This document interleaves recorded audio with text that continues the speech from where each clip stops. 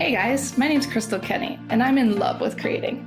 All things artistic and imagination involved. I'm an American girl who chased her creative dreams all the way to Paris, France, making a living using photography. This podcast takes you inside the stories of all the artsy folks I've met along the way and gives you that extra push to discover your creative gifts. The desire to create is deeply inside each and every one of us, and I give you the tools and inspiration to find a new way of living a more creative life. This is La Vie Creative, the podcast.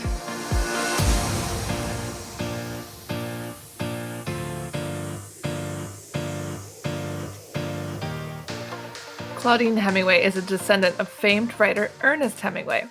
We bumped into each other at a party and decided to team up and dive deep into French history, but with a twist, by bringing a spotlight to those lesser-known creatives in France. This is History with a Hemingway. Welcome back to Paris History Avec Hemingway. I'm back with Claudine, who is going to be joining me in Paris very soon. Woohoo! Book a tour with her.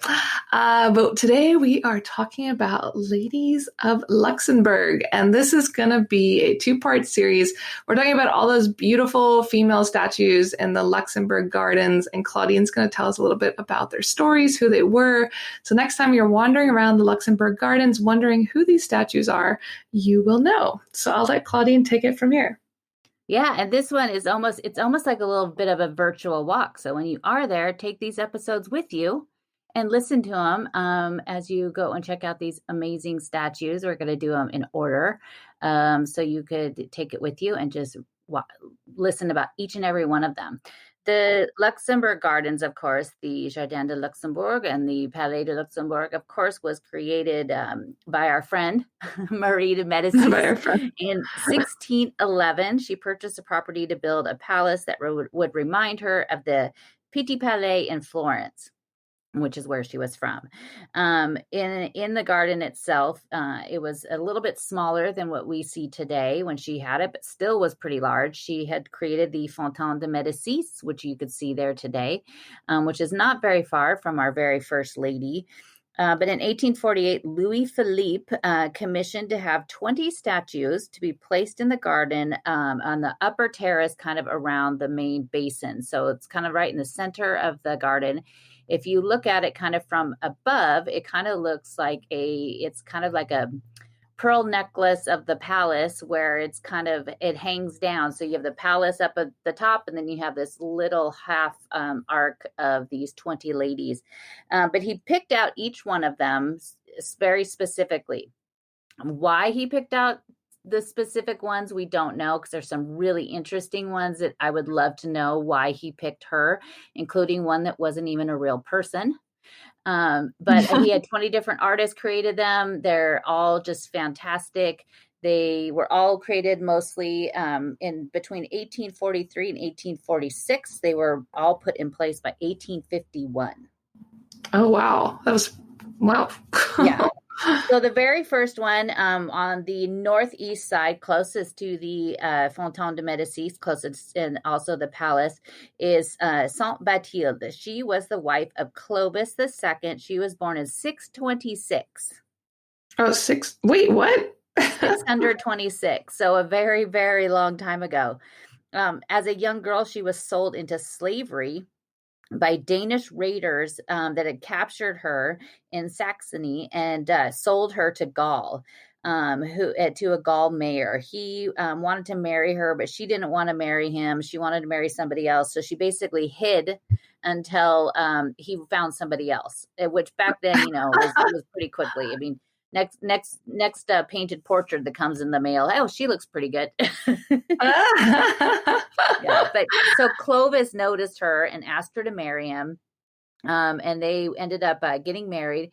They were married in 650. They had 3 kids before Clovis died in 657. She served as the regent for her son, Clotaire, who became old enough to rule. But while she was regent, she ended up abolishing slavery. And she also helped purchase children out of slavery. At the time, many people would actually sell their children into slavery because you were taxed on how many children you had. So if all of a sudden, she gets pregnant and they have the third or fourth kid and they can't afford it, they would actually just sell their children off. What? That's Yeah. horrible. That's horrible. Kids think they have it bad these days. So, Yeah. but she ended up helping to abolish that and actually purchasing quite a few of the children back and returning them to their families, and actually helping to abolish that rule, which was nice. Yeah, thank God. Thank goodness. Yes, for sure. The next one is Queen Bert, which we did a whole episode about. She is the one. Then we'll link it on my website. We'll link if there's some notes of some of the ladies here, we'll link them all on my website. But Queen Bert, she was a pretty amazing one. She is the one that ended up getting kidnapped and hidden from, she was on her way to court to marry Pepin the Breath, who was a future king of the Franks. And then her cousin decided that she looked a lot like his daughter and kidnapped her, hid her away. He was supposed to be taking her to court, and he had this dastardly plan. He took his daughter to court instead and fooled everybody. But because her mother was missing her a few years down the road, came to visit and said, "Wait, that's not my daughter." And everybody said, "Yes, it is. Yeah, that's your daughter." She was like, no, it's not my daughter. And then finally one day she lifted the blanket that was covering her feet, and she said, "No, this isn't my daughter," because Bert had a club foot. Oh, the joys of a club foot. Yeah, so one foot was bigger than the other. It's kind of such a weird name. I mean, club foot, it kind of gives you this impression that it's this like a, I don't know, like it sounds like a croquet mallet to me, but it's just a larger foot. And so that's when she finally was able to explain that, no, this definitely is not my daughter. But she ended up, and they ended up finding her. Pepin found her in the forest one day when he was hunting. He saw this beautiful woman praying at an altar in the middle of the forest, and started talking to her. And then they realized that was Bert, his wife that he never got to see. She was taken back to court, and the bad guys, the cousin and the daughter, the cousin, he was imprisoned and then burned at the stake, and the daughter was sent to prison as well. The romance. Yeah, the romance of it all.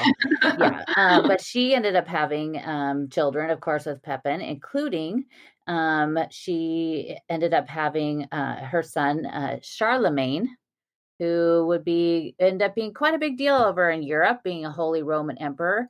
He is that fantastic statue that is in front of Notre Dame de Paris. Love how it's all connected. It's all connected. It's a very, we might be talking about the year 600, but in France, it all comes back together. The year 600. Yeah. And that's actually one of my favorite statues, because in her hand, she is holding, she's holding a little guy on a throne, and it's Charlemagne, her son. But I think of all of them, it's kind of one of my very favorites of all of the 20 statues. It's different. I love it. The next one is Queen Mathilde. She was born in 1031. She was the daughter of Count Baldwin V of Flanders and Adele of France. She married her third cousin, William, son of Robert I, Duke of Normandy. She heard he was a bastard, like the technical term, and she didn't want to marry him because she was of much more royal blood than he was, being a bastard. But he was not very happy about that. William was known as William the Bastard. He would later become William the Conqueror. And he was in England. She was up in Bruges, up in Brussels at the time. He ended up, when he heard that she would not marry him, he got on a horse and rode all the way to Bruges from Normandy to find her, and basically drug her out of the church and told her that, you will marry me. And she did, of course. But she spent most of her time in France. She wouldn't go over there. Like, they were married for quite some time before she ever went to go visit him in Normandy, or in England, sorry. Dragging her out. Yeah. But the legend says that she is the one that was behind, that commissioned the Bayeux tapestries, which is a very famous tapestries that you can see in France. A lot of historians actually say it was her brother-in-law that had them made. But it's not, give her some credit. Maybe she did it. Yeah, let's give her something. Yeah, their marriage was pretty bad, and Pope Leo the Ninth thought it was illicit because they were too closely related, Eek. and they wanted to get a divorce, and so Pope Leo told them that they actually had to agree to build two different monasteries, which they did, to kind of to get their place back into the eyes of the church. Wait, build some monasteries and then you can break up. Yeah. Well, no, they had to stay together, but I think the Pope was like, you're going to hell. So if you don't want to go to hell, this is what you need to do. And so they did it. The romance. I know. Well, yeah. I mean, you look at all of them. There's a few of them, and Trish. There's quite a few of them that did a bunch of different things. I think to get into the good graces of the big guy upstairs. Mm-hmm, mm-hmm. The next statue is the wonderful, one of my favorites, Saint Geneviève. She was born in 423. She is, of course, the patron saint of Paris. She is the wonderful Saint Etienne du Mont church that's up there, just not very far from the Luxembourg Garden. Near the Pantheon is where you could go in there and see the amazing tomb. Sarcophagus that was where she had once laid. But she was born in Nanterre. She was 7 years old when she was blessed by the Bishop of Auxerre Saint-Germain, and decided at that young age she was going to devote her life to the church and to religion. At that age? At that age, yeah. She was, but 7 years old then, this is 423. 7 years old then is probably like 30. Yeah, she's middle-aged. She's middle-aged at 7. But she had, as a child, she would get visions of the saints and the angels would talk to her. The Bishop of Paris, Marsilius, asked her to look after the young women of the church. She came to Paris, and in 451, this is her claim to fame, is she was she heard that Attila the Hun was on his way to destroy Paris. So she gathered everybody. She gathered them all by the banks of the Seine near the Saint-Germain-l'Auxerre and the Louvre, gathered everybody there and to pray. And at first, people were just like, forget you, you're crazy. And she finally convinced everybody. They did. And Attila the Hun changed course and went somewhere else to destroy. Well, it worked. It worked. She saved the city of Paris. She did it again in 464 when Childeric was under his siege of Paris. The people were starving. She took a boat down the Seine to Brie and Troyes to get grain to bring back to Paris.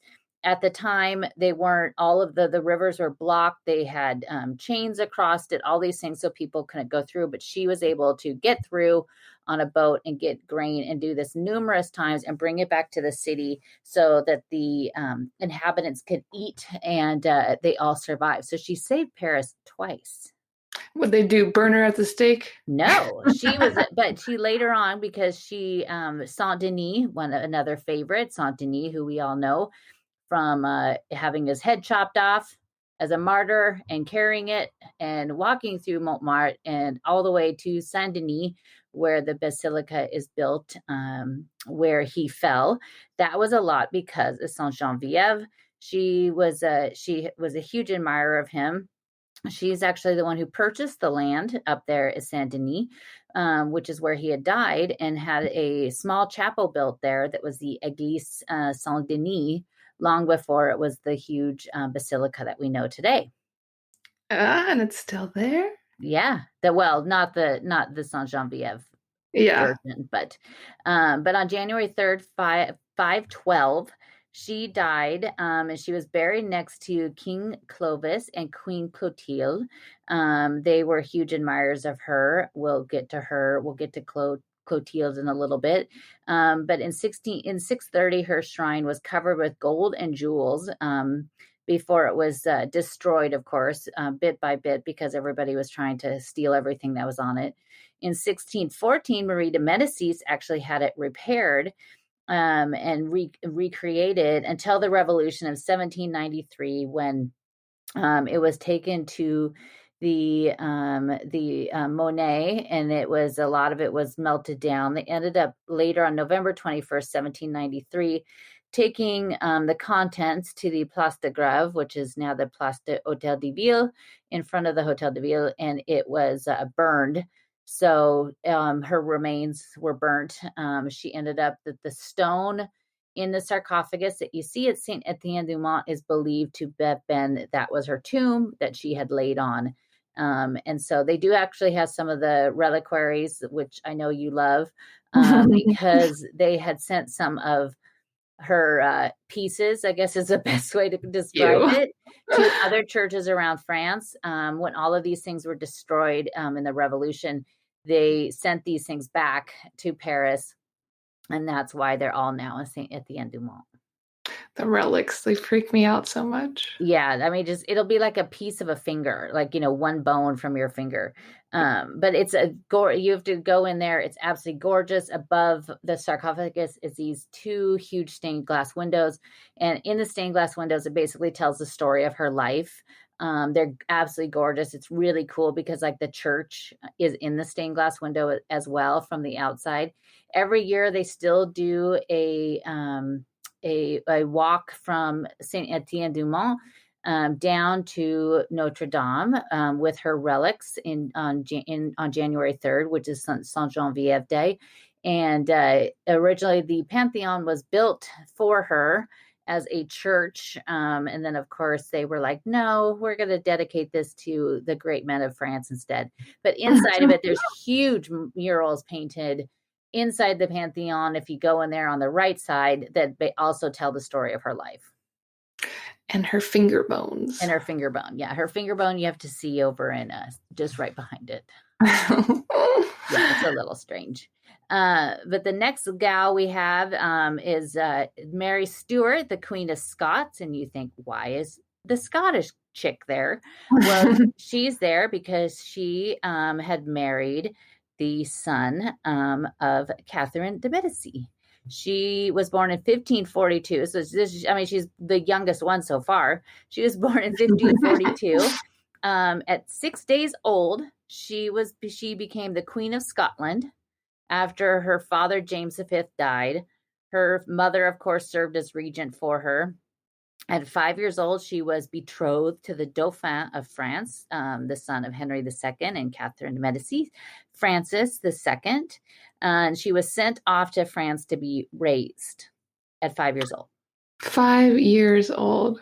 Yeah, it's very, you wonder why some of these people kind of had some issues in their life.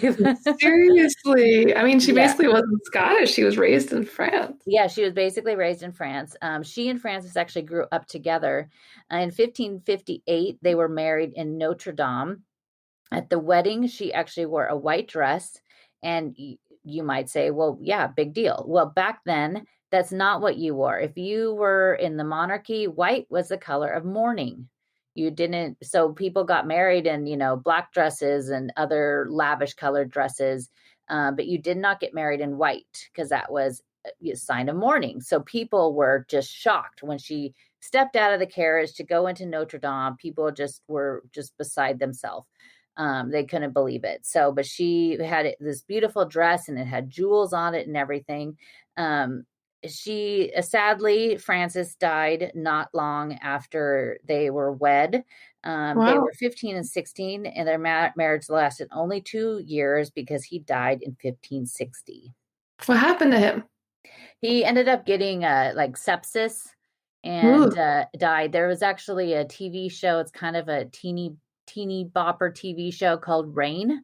And it's mostly all about her. It's a cute show. It's probably, I would give it, 60% on the actual historical value of it. But, they have, some of the points, they get the big points kind of correct, but they've added different characters and different things like that. Diane de Poitiers in it. They show that she had children, which they didn't have together. And, but it's actually kind of a cute show. But she, at 18 years old, she returned to Scotland And things got even worse for her. She, in France, after Francis died, she didn't have the greatest relationship with Catherine de Medici. As we know from the Mm. episode we did, nobody had a good relationship with Catherine de Medici. But she went back to Scotland.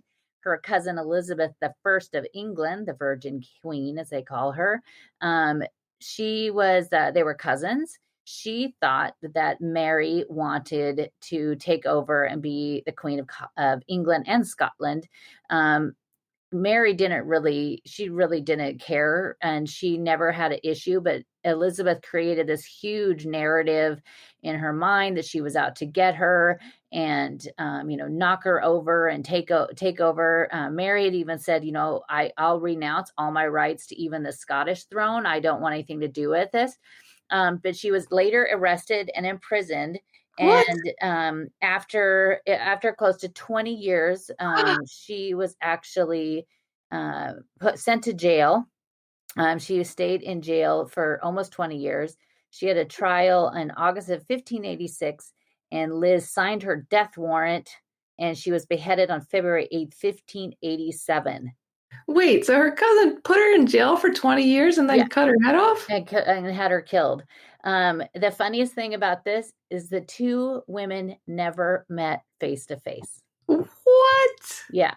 And there was a whole movie that came out a couple years ago about the two of them, but it's they actually show in the movie that they met, but I didn't see the movie because of the fact that they actually say they met, and I know they didn't, so I can't see the movie. That poor woman though. That's horrible. 18 years, and then she was beheaded by her cousin that she never met in person. What a psycho. Yeah. The Virgin Queen Elizabeth. Ugh, that's horrible. Not the current Elizabeth. That would be a whole other story. I mean, she is that old. She is practically that old. Jeanne d'Albert is the next. She was born to Henry II, the Knight of Navarre. Her uncle, King Francis I, which we just did an episode on a couple weeks ago. Francois Premier, he didn't like any of the suggestions that her father had for her to marry.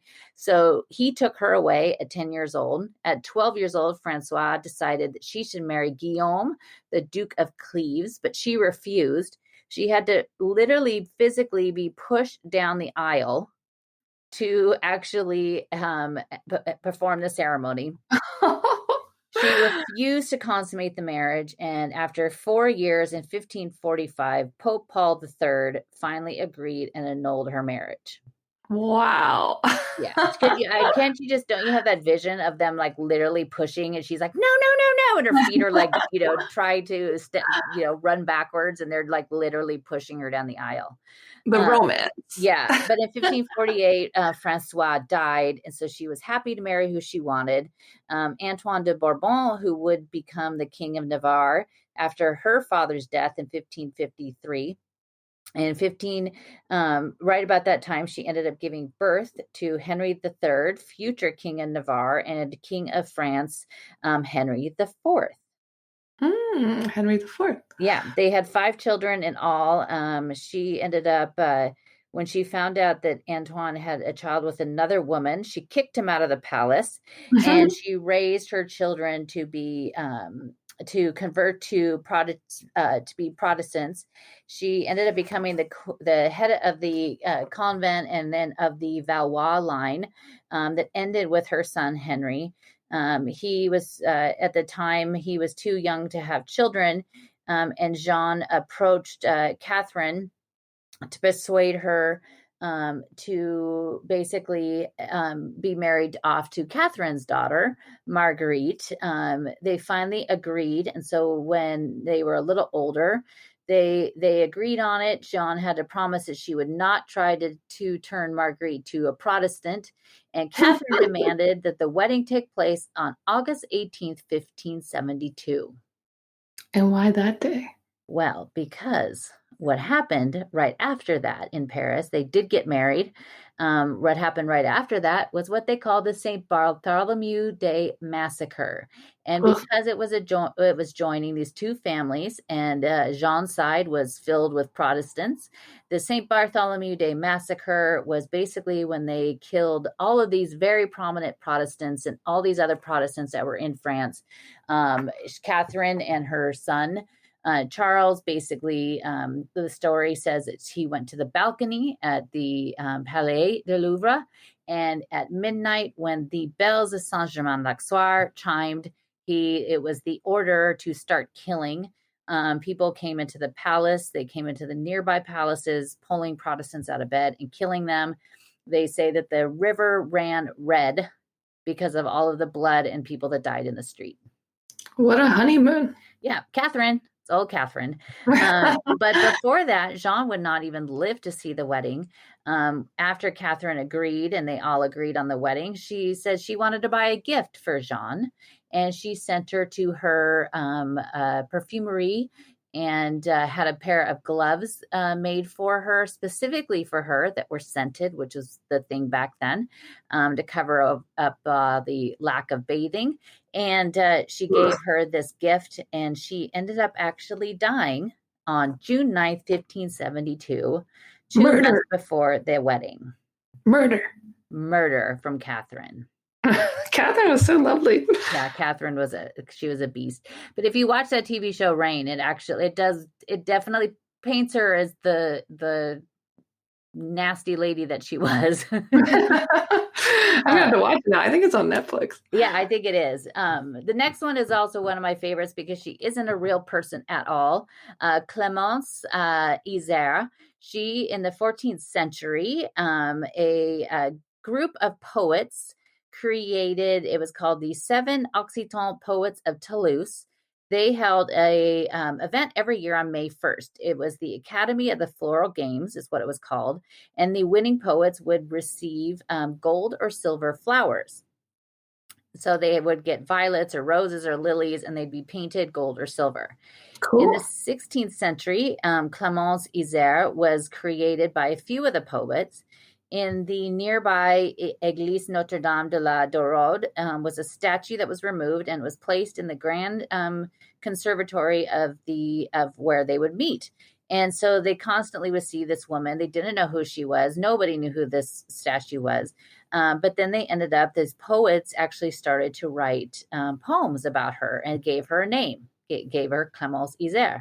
So poet Pierre de Saint-Anna composed a poem. It was the Ballad of the Epitaph of the Lady Clémence Isère, and how she created the floral games of Toulouse.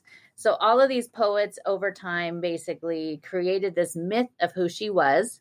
She ended up becoming the symbol of these games. That actually they still hold. They still do this each year. But she became like the logo of it, basically. Her image could be seen all over. It's on coins. It's on there's some Limoges porcelain that's in the Louvre. There's also the statue of her that's in the Jardin de Luxembourg, but she wasn't really a real person.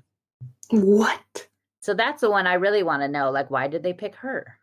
Yeah, that's strange. Did he say her? Because there's a lot of people that aren't in there. Like, there's no Catherine, there's no Marie Antoinette. There's a lot of other very famous people ladies in French history. Joan of Arc once did stand there, but her statue was getting destroyed by the elements, so they took it out and they moved it to the Louvre.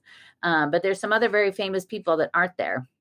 Another one is Anne-Louise de Montpensier. She was the granddaughter of Henry IV. She was born May 29th, 1627. She was the richest princess in Europe. In Europe? In Europe.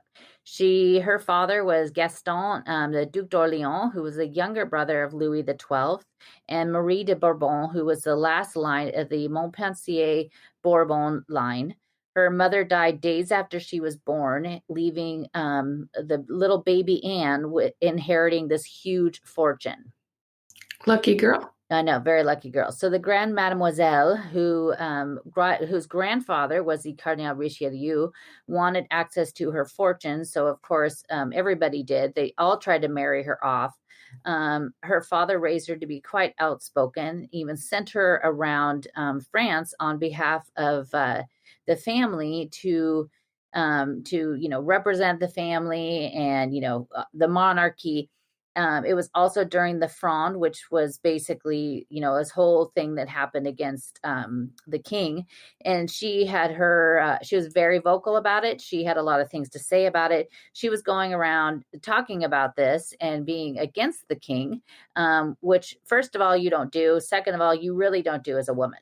Yeah, dangerous. Yeah, so she basically she ordered to have the cannons fired on the Bastille, and then once this was found out, King Louis XII was not happy. He tried to exile her to the Chateau de Saint-Fargeau for 3 years, where she would write her shocking memoirs. A wedding was proposed with Alphonse VI of Portugal.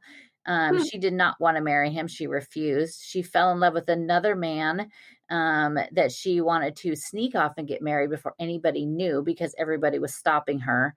Antoine de Carmont, she wanted to have this quick wedding, but they ended up finding out and found out that this guy was not in love with the poor thing. He just wanted her money. Yeah, but Marie de Medicis ended up leaving her the Palais de Luxembourg. So she actually got to live right where she is for a period of time because it had come down from her father. So she didn't stay exiled? She didn't stay exiled. She came back. She died April 5th, 1693. She had no children and she was never married. What happened to her money after that, I don't know. I tried to see if I could find what happened to it because she didn't have any children, but I'm sure it just got absorbed into the royal family. The rich people, the kings and queens. Yeah.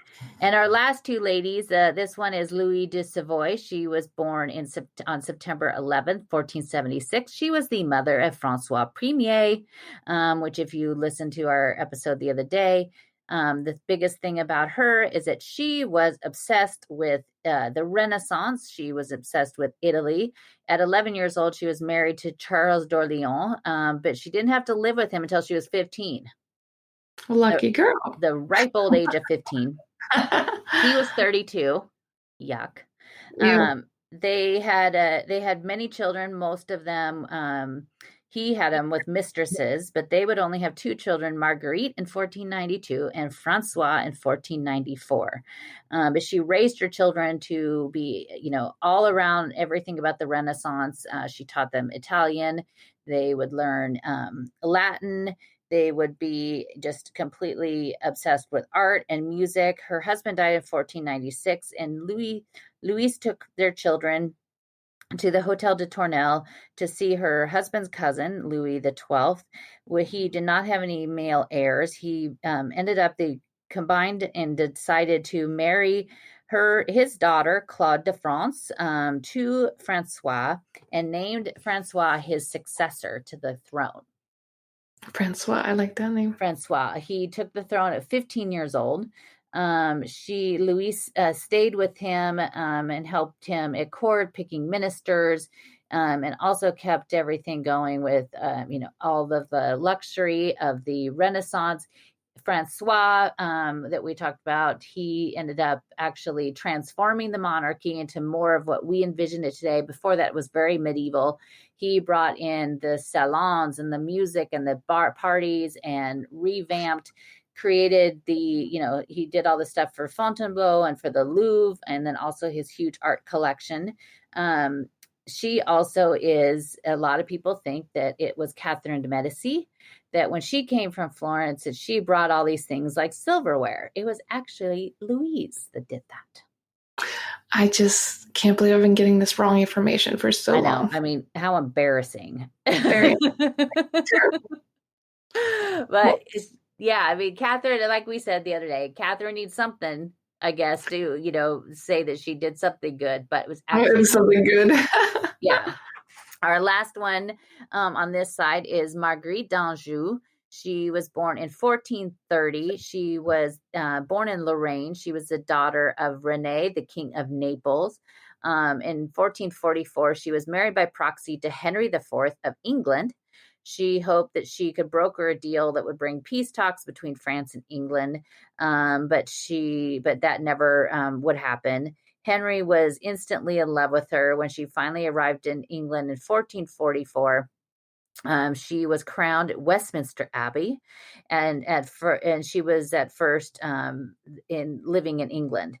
The couple, they were different in age. She was 15, he was 23. They enjoyed reading and discussing education and spending time together. She had a son in 1453, Edward of Westminster, Prince of Wales.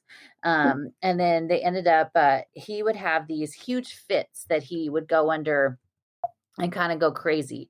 And when he would have these fits, she kind of would take over and try to, to appear that everything was fine and that he was fine, but she kind of was making all the decisions. At the same time, the Duke of York was on to them and not happy about this and was constantly trying to steal the power. So ended up that the conflict would end up becoming what was called the War of the Roses. The War of Roses. I like that. Yeah, the War of the Roses. She would outlaw York leaders and took her son and husband to Scotland to stay safe.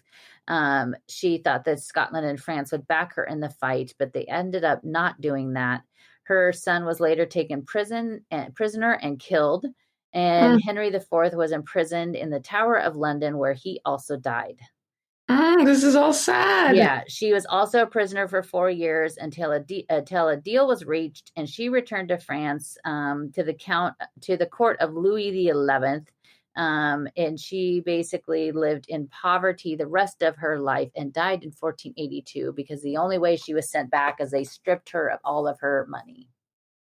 Well, her life was pretty not so great. It was not so great. Her statue actually, there's a young boy, her son, kind of hugging her leg. It's the only one in the garden that actually has somebody else in it with her. But it's a really interesting sculpture on that northeast side. Well, I'm just going to go into the garden and listen to our show and look at each one as I listen to us. There you go. I think it's a good plan. Well, make sure you guys tune in next week for part 2 of the Ladies of the Luxembourg Gardens, and we'll do the other side of the garden. So you got to tune in for that, and make sure to check out Claudine's website, ClaudineHemingway.com. Thank you for listening to Paris History Avec a Hemingway. If you want to find out some more, you could always find me on my Instagram page, Claudine Bleu Blanc Rouge, and that's BLEU, as in the French way to spell it. And each day I post a daily history lesson about a person or a place or something in Paris, or it's lots of fun facts.